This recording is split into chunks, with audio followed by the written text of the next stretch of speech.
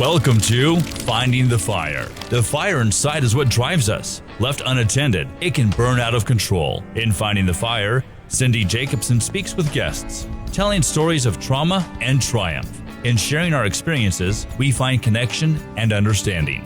Join her now as we burn through the walls of separation. Get ready for Finding the Fire, and let's find your spark. And we're back. Hello. Oh my gosh. Girl. Huge day today. Oh my gosh. So huge. Oh my so gosh. Huge. What in the world just happened right now? Okay, so I'll just tell you really quick. Watching you do that was amazing. So tell what we just came from. Oh my gosh. So this was like a long time coming. This was our Giving House project that, yeah, it was big, huge. the family the family people and in the the house is baby so and the beautiful. last owner, and they're all teachers in the community. And what are we even talking about? These guys have no idea. So Oh, let's rewind. yeah. Back up a minute. So we just did our ribbon cutting at the Giving House. And what is the Giving House? The Giving House is a project that we do through our nonprofit, Homes for Hearts. Homes for Hearts is all about getting people into homes. Hence the name. And the Giving House project, we rehabbed and subsidized a home for an amazing family in the community. And so they signed on it on Friday, so they got to move in, and today we had a ribbon cutting. So everybody that helped and donated and came out to donate time or materials, or some businesses in town donated some amazing stuff, landscaping, and just so much. Yeah, and just a lot of manpower. Yeah, a lot of manpower, a lot of heart, a lot of community members came together to make this a thing and to make People it beautiful. are just so great. Yes. They just want to help. Yes. And it, honestly, it couldn't have turned out better. Yeah. I couldn't have imagined it better. And so, yes, we had our ribbon cutting today. We got to meet the family. We got to walk through the house, and we had some before and after pictures there. So, yeah, we are all done with this one. In this They get to have Thanksgiving in their house with their cute family. Yeah, so super exciting. Hey. I'm so glad that this one is done, because it was a long time. But yeah, after a short breather, then we're going to ramp up for our next project. Amazing. Yeah, we have so many people raring to go. And if you guys want to volunteer and get out there, we'll give you links and stuff, and follow our Facebook page, Homes for Hearts. And also Finding the Fire, we'll have links to all the volunteer opportunities coming up. But yeah, Homes for Hearts is all about just involving community and helping out where you can. Even the smallest amount counts. Yeah. I don't even care if, you're just just hey, wanna here's a come bottle of water. Yeah. I can't do anything physically, but here's some water, or I want to come mop the floors, or hey, I've got some skill set. Tyler was amazing. He came and put in some backsplash for us and a tub surround, and I was there after the vandalism. There were so many people my wanting to help gosh. just clean up, and people came out of the woodwork to just help and reinfuse that house with love and It's heart such a- after. such a light now. See, Yes, bringing Such light a back to light. it. Yep. So that one, yes, that was a fun thing we did just Yeah. now. So I'm So excited good. about that. the chamber was there, so it Yes. was the energy was so fun. Yes. And the family is so cute. They were adorable. Gosh, so cute. So we do have our next glow party scheduled. And you guys use glow parties. So fun. Even though they are fun, it's all about fun, because if we're not having fun, what are we doing? Right. So these fundraisers are going back to the nonprofit, Yes. Homes for Hearts, and it's all about just helping the community. So come to the glow party, see what the hype's about, you guys. Oh my gosh, this next one.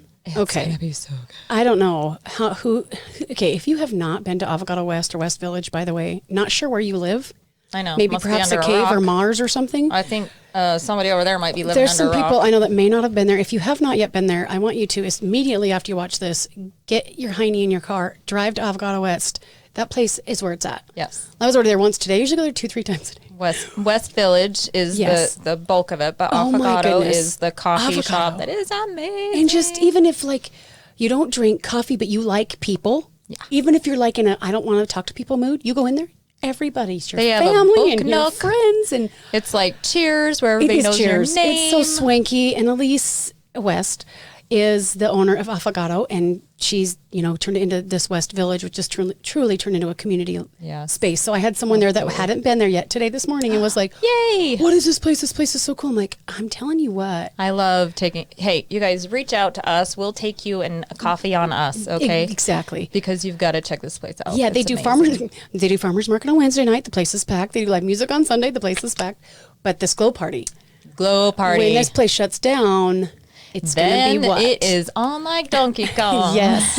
So it's going to be fun. So December 10th, it's a Tuesday, is our next glow party. And it's party in St. George on a Tuesday night? Party in St. George, Tuesday night. I mean, indoors, so it's warm. Let's be honest. I don't like to be cold. So that's why we live here. Yes, that's why you live in St. George. Mm-hmm. So, 6:30. What happens? I show up. I'm tired. My kids show up. We just 6:30. show up. If I had a tired long day, I just want to come. Let's say I just want girl time, or maybe I come. What happens when I come in the door? Your life is forever changed. Yes, that's what I wanted. Literally, it is just about having fun, right? Yeah. But you get a little sweet surprise when we talk about finding your fire and finding that light within and spreading it through the community and friends and family and whatever. And I can't really put it into words here. You just have to come and experience it. I will tell you from the last one, I didn't realize I was going to get just we did a little healing, and it was really fun to look inside and think of how I can be more of service to others. And it was awesome. Yeah. And that's just really what it's about. It's finding our light and helping others shine theirs. And that's it. And we have fun doing it. And this is going to be glow party. Hello, how can you not have fun with glow sticks, glow party, glow paint, dancing, live music? All the glowy things. Yeah. So the 10th. The 10th. At West Village. At West Village. Shut her down. Shut her down. What time does it start? What time does it end? How do I get tickets? Starts at 6:30. Tickets are on findingthefire.com. Also on Facebook at Homes for Hearts Foundation. Finding the Fire under my name. Cammy shares it on her page. Mm-hmm. You can find us anywhere. Go to Affogato. They will have tickets there for you to buy. I think we might do a giveaway too, actually. Bet you we could. If you're a business that has something you want to give away, let us know. Well, I think otherwise, do you have an idea? I'm thinking we should give away a ticket. Right? I love a ticket giveaway. I know. It's it's brewing in here, so think about it. We'll have to think of what the details are, but maybe like, comment, share. Like, comment, share, and be and tag off, I don't know. We'll figure it out by the end of this. But by the end of this. But right now, we are about burning down the walls of separation. Yes. And it is completely my belief, if we knew each other's hearts, we would have no enemies, right? I agree, yeah. If we knew where somebody else came from in their life, we would have no judgments. We would have no separation. You would be my best friend. This person over here that you can't see would be my best friend, even though I haven't met him yet. Literally. So what we do is share our stories and where we've been and make people realize hey, we've all gone through some stuff, right? Some heavy stuff sometimes. Yeah. And we still get the choice of what we want to do after that. Yep. Yeah. And it's for a reason. It is, we don't get to choose that heavy stuff that happens to us. But we get to choose what we do with it. Yeah. And when I first met you, okay, Cammy, we had a mutual friend that was you have got to meet this girl. And we both kept hearing this. You've got to meet this girl. You got to meet this girl. And we just couldn't connect. Yeah. And because we're insanely busy. Right. Because we're changing the world. That's right. So when we finally did, we literally had 15 minutes to connect. Mm-hmm. And I'm okay, I'm going over there because I got to meet this girl. I got 11:45 to 12 o'clock open. Yes. You good? Yeah. Yeah. I think that was the time. Yeah. Exactly. And I like burnt rubber in there to meet you over at the Society Center, which is also an amazing place. Yes, So look them up for sure. Society Center is a great place for connection for women, especially. And yeah, in minutes, I think we were bawling like tears. Yeah. Like it was like, I found my sister and then I go, where have you been? And like, Yeah, it was pretty amazing. I've never had that before. That was awesome. Well, girl, I'm not telling knowing you at the what. time what was about to. I know. Yeah. Well, the universe was just waiting for us to find each other again. Yeah. I'll tell you that. Yeah. But this girl has a big story too. I do. I And, don't know if it's big, but it's a It story. is. And I've asked her if she feels comfortable sharing, and we'll see how much she wants to share. But she does have a story that changed the path of her life, right? Yeah, I do. So I'll start with the most recent and go back maybe a little bit. Yeah. So after I came, I left the ribbon cutting, I went over to the society and we collected some donations for victims of human trafficking for their Thanksgiving. So I'm going to cry. Just start crying. Sorry. It's okay. I'm You sorry, guys, I'm like crying. a bunch of women got together thanks to you and Rachel and people like Rachel's so amazing. Oh my God, I know. And we all brought some donations for these families to have a good Thanksgiving dinner. Like when right? people are nice to each other, I just can't even handle it. I just such a crybaby. So Rachel organized these meals, and like you said, you brought donations in. People just brought donations in, and I came to see what it all was and to organize it. And I'm just so excited that we can bring unexpected people at Thanksgiving. You know when you are in a dark place, you think you are forgotten about. Oh yeah. And you don't matter. And tonight, when we go deliver these, people are going to know that they matter, that no one forgot about them. So I'm just so overwhelmed. Like people are amazing. So I came from your ribbon cutting to all of these people that wanted to help. And then I run to the Society Center and more people want to help. And I'm just so grateful. So even if you can't go, like you said, physically help, and it's Thanksgiving right now, take a minute and really look at your family. Take a minute with them. Take a minute with your friends that you love and realize how blessed you are. The people that I get to work with are in a really hard place. They don't know that they matter and they don't know that they're safe. And just the light that you were able to bring just by just the project that you did for this family, amazing. Tonight when we go deliver these meals, we're going to be headed into some dark areas, and it's amazing what can happen with love. Mm-hmm. It's amazing what can happen when there's no judgment. And I'm just so grateful for that. And when they realize that people do care, because these, do you want to talk about what type of families or what type of people you're going to be? Yeah, so these meals are going to go to people that are survivors of sex trafficking and also people that are still in the life. So it's a hard, dark place. When these, I would say girls, but it's not even just girls, right? It's girls, families, boys, it's families, it's everything. It's everything. And when they're in that, they get such, like, their light is dim or gone. Mm-hmm. And they don't know that people out there actually care. They're brainwashed, right? Or told that they don't matter and nobody's going to care for them and nobody's going to help them. And constantly sexually assaulted, physically assaulted, things like that. So just to come in as a philanthropy group and bring in some love in hopes that they'll take my hand and relieve with me. Yeah. That's what I'm hoping. So just show them a little light. It's amazing what love can do to people. It can break down barriers. I've seen really big, tough guys, accept aid and be like, thank you, God bless you, and it's amazing if you just, like you said, knew people's story, you wouldn't have any enemies. So just be a little bit more patient with the person that cuts you off. Be a little bit more just kind when you have a thought or you want to gossip about somebody or you want to post that mean thing or something. Just, it's not worth it. Love will fix everything. Maybe not everything right away, but eventually. Right. So my story, I'm the founder of a nonprofit as well. We provide resources and education to communities that are vulnerable for trafficking. So our mission is that we strategically fight human trafficking through education. So I am a retired teacher. I taught in Seattle, Washington. I taught here in Washington County School District. And I founded our organization thinking I would build schools internationally. Went to Haiti first time, realized that all the kids at the school and the orphanage, sorry, not the school, but the there was mixed kids at the school, but all the kids in the orphanage I was working in had been victims of this thing called human trafficking. I had no idea what the heck that meant. But there was one boy in particular that I'm still convinced is mine, that's still there. And he was the first one I found that he was trafficked from the Dominican Republic and brought to this orphanage. And I was dumbfounded. So this was 3 years ago. I was like, wait, what does that mean?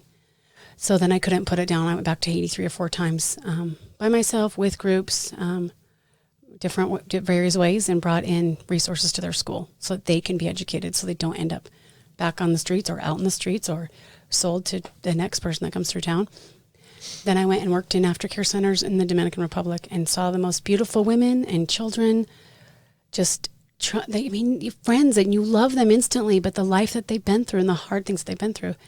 Then I came home and realized that trafficking is worse here than it is in just so shocking. These, insane areas across the world. You can almost imagine, Right. But when it's in your own backyard, so. Well, and you don't want to see it here either. Like when I first met you, I'm like, what do you mean it's worse here? And like, just since knowing you, like it's so much on my radar and you see it, and to know that it's literally in your neighborhood. Yeah. And it is in your neighborhood. I had a couple of really good friends that are authors that said, okay, well, we have really this fire inside that we want to do something in this fight. What do? We want to write a story. That's what we can help with. So can you give us some stories? So I gave them some real life stories and they turned it into some books. So I think I just posted it on my Facebook page, but it's also at globalep.org. There's 4 books that have been written, and they're real life stories of how it would happen in your backyard, in my backyard, in Utah, in Washington, in any state in the United States, in a first world country. That's what these stories are. And I can't wait. I just saw your post today, and I'm getting them, and I'm going to read them with my girls, which is going to be hard, but it's going to be educating. Like keep your eyes open because you don't know. It's so sad. Yeah. Like some of these stories. It goes through like how you could get perfectly normal family, normal girl that's got a 4.0 and she's a cheerleader at Desert Hills or something. It just sounded like a regular high school, and she gets trafficked on Instagram. So it kind of shows what the behaviors look like. So if there's it doesn't have to be that troubled kid or that one that gives you a hard time. Like it can be your perfectly polished. How I found out about trafficking here initially was a family from St. George, 2 amazing parents, phenomenal parents, loved their daughter with all their heart, gave her everything. And she was the first case I ever heard of here. Wow. And they're freaking amazing parents. So it's not like it's just going to be like, oh, well, okay, well, we're safe because we're not blah, blah, blah. No. Yeah. And so we have to, our goal as a charity is to just raise awareness and like provide people with resources so that they can safeguard their family and generations. Absolutely. So here in the U.S., I tell stories of what it looks like. And we also, on our website, globalep.org, you can buy this filtering device for your internet. Pornography is the main root of the problem. Mm-hmm. So I don't have to go very far to hear a survivor story where they were raped on film and it's on Pornhub. So not only are victims that are in the life raped and it's filmed, so you're usually watching child rape videos, even though it looks like an adult if you see porn, or when kids are being held captive, they're forced to watch pornography for hours and hours and hours on end. So if something comes up across, your kids' phone or radar, go, hey, you know what, or think that could have been used to groom a kid, and that, enough is enough. So those are some like resources that we try to give families. So 1, they know it's real, but 2, that they can provide a filter for their own house. So absolutely. And so we all need that. Mm-hmm. I mean, everybody does, especially this day and age. And I shut off Instagram, like on my kids' phone at 10 o'clock at night and things like that, just different extra safeguards. So it's theclearnet.com. You can buy those or buy it on our website at globalep.org. But how I got started was, I don't know if when I had cancer 5 years ago, and when you look your mortality in the face, you realize your number is going to get called someday. Yes, none of us are escaping that, right? Yeah. And we never know when it's going to be. Yeah. Could be tomorrow, could be today, could be 20 years. Yep. You don't know. And when that happened, a complete shift changed. I knew always as a teacher I'd teach internationally, but when I got cancer, I knew I needed to take matters into my own hands, not knowing at the time where this path was going to lead. Right. So now tell the story, because this is the story that just. So you had just completed your cancer treatment, or what was it? And you went with your family on a vacation, right? Yeah. So I had just got done with my cancer treatment. My girlfriends and I went to The Price is Right. Oh, I missed that. That sounds fun. And I had gotten put on stage and I'd won a couple trips. Wow. And so I was working on a school project here, helping build, and I had some things happened. My feelings got hurt. So I was taking this trip with my husband to Mexico. And I had been mulling over this problem that really, now looking back, wasn't a big deal, but to me at the time it was a big deal. And I just was sitting on the beach realizing, okay, I'm cancer-free right now, knock on wood. And I sat there on the beach and wrote on my journal for like a good 5 days. And this voice came to me that said, I gave you a second chance, don't waste it. So I sat there as I saw these sweet boys, these two little kiddos came up, and they sell chiclets to you or whatever. Yeah. And of course, being a teacher, I went and toured the little village schools. And so I was sitting there on the beach just kind of pondering how blessed my kids are, how blessed my students were, how blessed we are in the U.S. in general, how I could have been born and I could have been one of those kids selling chiclets. So could my kids. I could have been born in Africa. And all these things were going through my mind as I sat there on that beach. And then that voice came to my mind. And so I wrote down in my journal what I wanted to do. I thought, I'm going to do it my own self. Because the project I was working on hurt my feeling, like, I'm doing it myself. So I reached out to some people back home from Mexico, and I said, I needed the best international business attorney money can buy, or I was willing at that point to do anything I had to do. So whatever I had to sell to get the right situation, because charities are tricky. Yes. So I went to a business attorney, and he is the number one philanthropic attorney, Travis Seckmiller. You guys might know him. He's my very good friend now. And he loves Global EP. He helps me a lot. But I sit down with his team and, came in the door, literally like got off the plane, went to his office, brought this dusty, nasty journal, threw it down in front of him and all these fancy attorneys. Hi. I don't know what I'm doing. I don't know what I'm doing. My dream is to give kids books and help them be educated so that they can provide for themselves. And we're so blessed and blah, blah, blah. And they believed in you and your heart. And I'm, just a mess. And they were like, this is real. Like you totally can. I wanted to make sure there wasn't laws against it. And he said, I have a buddy I haven't talked to in years that called me this morning. And I used to work with in DC. And he said, there's an orphanage in Haiti that needs books and resources and everything. I said, great. Jumped on a plane and went to Haiti. And my life was forever changed. Aww. Yeah. And I fell in love with those kids. I fell in love with this simpleness. Fell in love with the fact that other cultures, maybe if they don't have anything, they still have a lot of love. Right. Yeah. Where we get in a rush here and people just put things that don't matter in front of them. Right. And they worry about this thing that was troubling you when you were sitting on the beach, right? Totally. And when you go to somewhere like Haiti and you see oh my goodness, these people are still happy. And so with nothing. Mm-hmm. They're happy with nothing but their hearts and each other and connections. Yeah. The most loving, amazing people ever that I've met there. And so with the least, right? With the least that things. Was my they're playing with a rock as a camera and they're having a good old time. One of my realizations this year was if I don't have the best of the best and, keeping up with the Joneses and everything else, but you go to these places like Haiti or the Dominican or somewhere else and they just live so simply and they're so happy. So happy. It's so true. What are we doing here? Every teenager should see it. Come with us. We'll take you. But I brought my teenagers and they were like, Mom, I'm so grateful we have food. It's like, right. You would have never thought of that before. Uh-huh. When you get wrapped up in your life, you forget to look outside of what you have here and realize that somebody else, somewhere else is suffering that maybe you can help with, right? Mm-hmm. And it doesn't have to be clear across the globe, right? Of course, we do these amazing missions and go outside of here, but also right here in our community, you guys, right here, we have people that just look up for a minute and help them so you get out of your bubble and realize there's a bigger picture, and we're about to run out of time. So I want you to have the last little bit to say what you want to say. I would just say, if you ever are interested in how you can help in your neighborhood, go to globalep.org. I have different ways you can sign up to volunteer, but really, even besides that, just give people, be the change. I mean, it might sound kind of cliche, but I really believe it. It's so true. Be the change that you want to see. Yeah. Give people a second chance. Just take a deep breath. When things are getting you flustered and mad, just breathe in and breathe out. It's not that important. Yeah. And also know what's on your kids' screens. Yes, for sure. The target age is 6 years old for porn. So oh my goodness. There's more on that. honestly, like, I don't think I talked much this episode listening to you because I'm just in such shock. And I know, knowing you, that this goes on, but just hearing it is like, so sad. We need to be aware and educate ourselves.